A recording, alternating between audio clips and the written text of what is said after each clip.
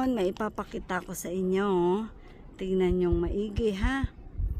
So, yung bundok na yan. Yan, tingnan nyo ito. Yan. Tingnan nyong maigi. Ano ba ang napapansin nyo? Oh.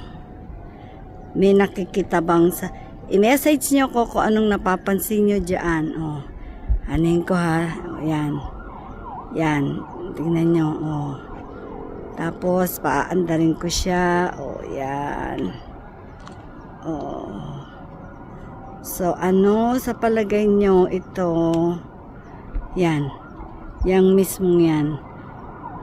Ano sa palagay nyo ang napapansin nyo siya? Diyan.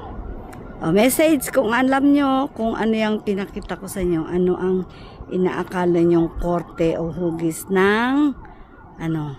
Yan. Okay. Maraming salamat, bayan.